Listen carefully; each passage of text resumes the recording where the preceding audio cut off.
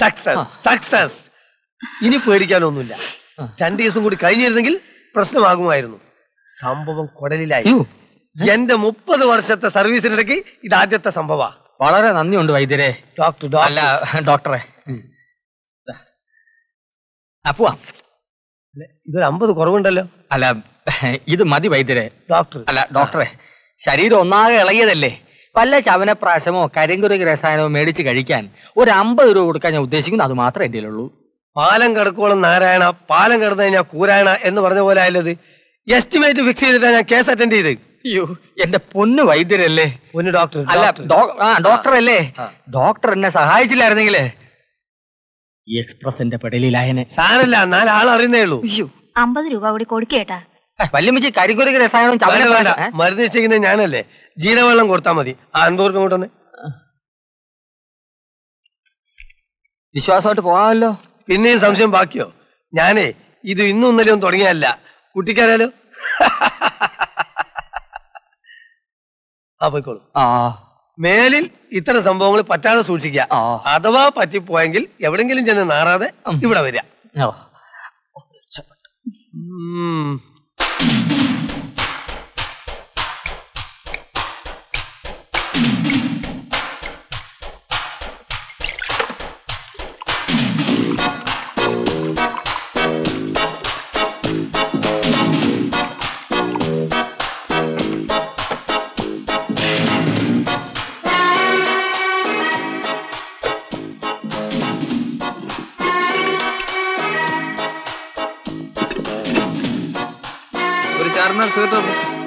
Hello, ഒരു Charminar cigarette തരാൻ. ഒരു ചാർമിനാർ സിഗരറ്റ് വേണം. എന്ത് മൈനാർ വേണമെങ്കിലും തരാം. കട തുറന്നിട്ടേ കൈനീട്ടം വിട്ടില്ല. അതുകൊണ്ട് ആദ്യം കാശ്. ഭഗവാനെ, ഭഗവതി, ഗണപതി ഭഗവാനെ. ഒന്നെടുക്ക്. കണ്ണ് തെറ്റിയ ഇന്ത്യയിൽ കിട്ടുന്ന ഈ ചാർമിനാർ നല്ല ഒറിജിനൽ ഡ്യൂപ്ലിക്കേറ്റ് ആണ്. എന്റെ മകൻ ബോംബെയിലെ കുത്തബ് മൈനാറിൽ നിന്നും പേർഷ്യൻ ചാർമിനാർ കൊണ്ടുവന്നുണ്ട്. അതായത് ഈ അറേബ്യൻ ചാർമിനാർ. കണ്ട, ഇതിന്റെ കളർ തന്നെ കണ്ടാ പോരെ. നല്ല സ്വർണ്ണ കളർ, മഞ്ഞ കളറല്ലേ? അത് എന്റെ മോന് മഞ്ഞപ്പിത്തുള്ളത് കൊണ്ടാ കാണുന്നതൊക്കെ മഞ്ഞ. അപ്പൊ പഞ്ചസാരയുടെ അസുഖം ഉണ്ടല്ലേ?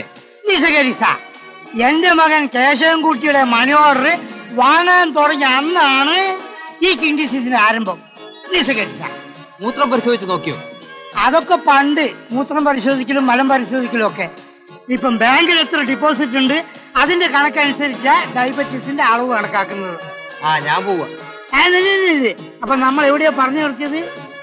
വലിയ പണക്കാരുടെ അസുഖത്തെ കുറിച്ച്. കണ്ടില്ലേ, എനിക്ക് ഡയബറ്റീസ് ഉണ്ട് എന്ന് പറഞ്ഞാൽ അവന്റെ അസൂയ. നീയൊക്കെ 10 ജന്മം ജനിച്ചാലും നിനക്ക് ഡയബറ്റീസ് വരില്ല. പണക്കാരനാവണം. അനന്താ 200 രൂപ കടന്താ. ബോംബെ വാല കേശവും കൂട്ടി വരുന്നുണ്ട്. അവന്റെ ഒടുക്കത്തെ ഒരു ജാട. പണ്ട് ഇവിടെ പാക്കും പറിക്കൊണ്ട് നടന്നവനാ. ഇപ്പൊ ബോംബെയിൽ കള്ളക്കടത്തോ പിടിച്ചുപറിയൊക്കെയാണ് തൊഴില്. വല്ലവരും നന്നാവുന്നത് കണ്ട് അസൂയപ്പെട്ടിട്ട് യാതൊരു കാര്യമില്ല. താൻ തന്റെ കാര്യം നോക്കും. വാ. തമാശ പറയല്ലേ. അനന്തനെ കാണാനേ ഇല്ലല്ലോ. ഇടയ്ക്ക് വീട്ടിലോട്ടൊന്ന് വാ. വരാം, സമയമുണ്ടല്ലോ. ഞാൻ വന്നിരുന്നു. നല്ല ഉറക്കത്തിലായതുകൊണ്ട് ശല്യപ്പെടുത്താതെ തിരിച്ചു പോന്നു. സ്കോച്ച് അടിച്ചോണ്ട് കിറി കിടക്കരുതല്ലേ. ഞാനിപ്പോ മദ്യപിക്കാറില്ല. ഞാനും. അനന്തന്റെ വിവാഹം ഒന്നും ആയില്ലേ? മരണമായില്ലേ? വരണമായില്ലേം കൈമാറിയാ മതി, ബാക്കിയൊക്കെ ആയി. കുറച്ചുകൂടെ കഴിയട്ടെ എന്ന് വിചാരിച്ചു. കൃഷ്ണ, നമുക്ക് പോവാം. അപ്പഴേ അനന്ത മുന്നേ നമ്മുടെ ചായക്കടക്കാരി അമ്മണിക്കുട്ടിയായിട്ട് എന്താ ഒരു ലൈൻ? അതിന് കേശവൻകുട്ടിക്ക് എന്താ? അല്ല, എനിക്കൊന്നുമില്ല. പക്ഷേ തറവാട്ടുകാർക്ക് ചേർന്നല്ല. അല്ലല്ല. പോവാം. ഞാൻ പോയിട്ട് പിന്നെ വരാം. കൃഷ്ണ, ഇങ്ങനെ ഒരു പന്ന നാറിശാവും അല്ലേ അനന്ത? വൈദ്യരോ, ഞാൻ ഇന്ന് അങ്ങോട്ട് ഒന്ന് കാണാതിരിക്കായിരുന്നു. എന്താ കാര്യം? അണ്ണാ മൂത്താലും മരം കയറ്റം മറക്കാൻ പറ്റുമോ? ഞാൻ കുറച്ചു വർഷമായിട്ട് നിർത്തി വെച്ചിരിക്കുന്ന ഗുസ്തി ഒന്ന് അവതരിപ്പിച്ചാലോ എന്ന് ആലോചിക്കുക. നല്ല കാര്യമാണ് കേട്ടോ. എന്നാലും ഞാനായിട്ടൊരു ഗുസ്തി വേണോ? വൈദ്യര് വിചാരിച്ചാ ഞാൻ മരിക്കും. എന്താ? അല്ല, ജയിക്കും. എങ്ങനെ? ഈ ഉത്തേജക മരുന്ന് എന്ന് പറഞ്ഞിട്ടൊരു മരുന്നുണ്ടല്ലോ, ഉണ്ടല്ലോ, ഉത്തേജക ചികിത്സ എന്റെ സ്പെഷ്യൽ ചികിത്സയാണ്. ആ മരുന്ന് കൊടുത്തിട്ടല്ലേ ഞാൻ ഇന്ന് ഈ കാണുന്ന പേരും പ്രശസ്തൊക്കെ ഉണ്ടാക്കിയേ. കൃഷ്ണനല്ലേ ഓടി വരണേ? നിൽക്കട്ടെ, ആരായാലും ഒരു ദുശകുലാണ് വരുന്നത്. വരട്ടെ. എടോ വൈദ്യരെ, ഡോക്ടർ. ആ ഡോക്ടറെ, താൻ എന്നെ ചതിക്കരുതല്ലേ. താൻ ചെയ്ത ചികിത്സ ഫലിച്ചില്ല, ഞാൻ മാറി. ഞാനൊരു കണ്ടോ കണ്ടോ. എന്താണ് ഉത്തേജന മരുന്ന? അതതിന് ആണുങ്ങൾ ഉത്തേജന മരുന്നല്ല, ഇത് പെണ്ണുങ്ങളത്. പെണ്ണുങ്ങടെ താൻ ഇനി വിഷവൈദ്യം ചെയ്താൽ മതി. എന്റെ മേടിച്ച് 250 രൂപയും കൊണ്ട് ഞാൻ ഒരു കുസ്തിക്കാരനെ പറയട്ടോ.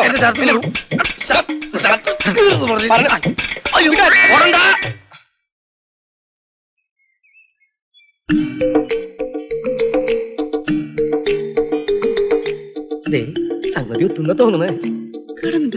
നീ ബഹളം വെക്കാണ്ടിരിക്കും.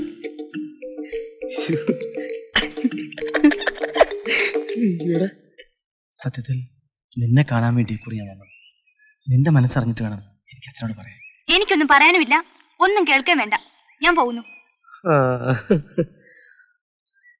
നിനക്ക് നിന്റെ അമ്മയുടെ കഴിവുണ്ടെന്ന് ഞാൻ നേരത്തെ അറിഞ്ഞെങ്കിൽ നാട്ടുകാരെ വെറുപ്പിച്ച് പണം ഉണ്ടാക്കേണ്ട വല്ല കാര്യം ഉണ്ടായിരുന്ന. ഇതെന്തുവായി പറയുന്നേ? അവർക്ക് രണ്ടുപേർക്ക് ഇഷ്ടാന്നാ തോന്നുന്നു. എന്റെ ഗുരുവായൂരപ്പ, ഊണിലും ഉറക്കത്തിലും കുടിക്കുന്ന കാപ്പിയിൽ പോലും കേശവൻകുട്ടിക്ക് അമ്മണിക്കുട്ടിയെ കാണിച്ചു കൊടുക്കണേ.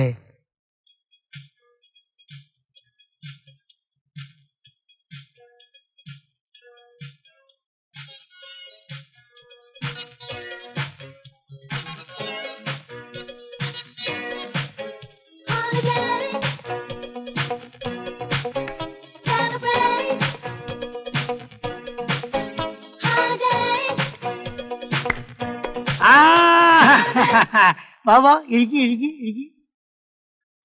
നമ്മളൊക്കെ അയൽവക്കക്കാരായിട്ട് കഴിയാൻ തുടങ്ങിയിട്ട് വർഷം കുറെ ആയില്ലേ അണ്ണാ? അടുത്ത വീട്ടുകാർ തമ്മില് ചില ബന്ധങ്ങളൊക്കെ ഉണ്ടാകുന്നത് നല്ലതല്ലേ? ഞാനും ഭവാനിയോട് ഈ കാര്യം പറയണമെന്ന് വിചാരിച്ചിട്ട് കുറെ നാളായി. വാസവണ്ണന്റെ മനസ്സിലുള്ളത് തുറന്നു പറയാൻ സമയം കാലം ഒക്കെ നോക്കേണ്ട കാര്യമുണ്ടോ? എന്നാലും അങ്ങനെ എടുപിടിയൊന്നും പാടില്ലല്ലോ. ഇത്തിരി സാവകാശത്തിൽ സമാധാനത്തോടു കൂടി ആയാലല്ലേ മനസ്സിനൊരു തൃപ്തി വരുള്ളൂ. ആ അതെ അതെ. ഭാസ്കരൻ അവിടെ ഇല്ലേ? ഓ, ആ മനുഷ്യനുള്ളതും ഇല്ലാത്തതും ഒക്കെ ഒരുപോലെയാ. അല്ലെങ്കിൽ ഈ ഗുസ്തിക്കാരന്മാരെ കൊണ്ട് ഒന്നിനും കൊള്ളില്ല. എന്തിനും ഒരു ചുറുചുറുക്കൊക്കെ വേണ്ടേ? നമ്മൾ തമ്മിൽ സംസാരിച്ച് ഉറപ്പിച്ചതിന് ശേഷം ആ മനുഷ്യനോട് ഞാൻ പറഞ്ഞോളാം. അല്ല, ഈ കാര്യമൊക്കെ ഭാസ്കരനാരോട് പറയണോ? ഷോ, പറഞ്ഞില്ലെങ്കിൽ എങ്ങനെയാ? അത് മോശമല്ലയോ? ആ മനുഷ്യന്റെ കൂടെ മോളല്ലയോ അമ്മണിക്കുട്ടി? അല്ല, അത് അമ്മണിക്കുട്ടിക്ക് എതിർപ്പൊന്നും ഉണ്ടാവില്ലല്ലോ. ഈ പ്രായത്തിന്റെ വ്യത്യാസേ. ഓ, അതൊന്നും സാരമില്ലെന്നേ. ഓ, എന്നാ പിന്നെ പ്രശ്നമില്ല. അല്ലെങ്കിൽ തന്നെ അമ്മണിക്കുട്ടിയേക്കാൾ 5-6 വയസ്സിന്റെ മൂപ്പല്ലേ കേശവൻകുട്ടിക്ക് കാണൂ. ഓ, കേശവൻകുട്ടിയുടെ കാര്യമായിരുന്നോ? അവര് തമ്മിലാണെങ്കിൽ അത്രേ കാണൂ. ആ, ഞാനറിയാതെ രണ്ടുപേരും കൂടി അതോടെ ഉറപ്പിച്ചോ? ആ, വാ ഇരിക്കി. ഒരുവിധം അങ്ങനെ ഉറപ്പിച്ചു വന്നതായിരുന്നു. സ്വല്പം അങ്ങോട്ട് മാറിപ്പോയി. അങ്ങനെ മാറിയൊന്നും പോണ്ട. സ്ത്രീധനത്തിന്റെ പ്രശ്നമാണെങ്കിൽ 25 പവന്റെ സ്വർണവും 40,000 രൂപയും ഞാൻ തരും. വാസുവിനറിയോ, 5 പൈസ സ്ത്രീധനം വാങ്ങാണ്ട ഞാൻ ഇവിടെ ഇറക്കിക്കൊണ്ടുവന്നു. പിന്നെ ആ, വാസു എന്തു പറയണു? എനിക്ക് പ്രത്യേകിച്ച് അഭിപ്രായങ്ങളൊന്നുമില്ല. പക്ഷെ പെണ്ണിനും ചെറുക്കിനും ഇഷ്ടമാണെങ്കിൽ നമുക്ക് നാളെ തന്നെ പൊരുത്ത് നോക്കി കളയാം. എന്താ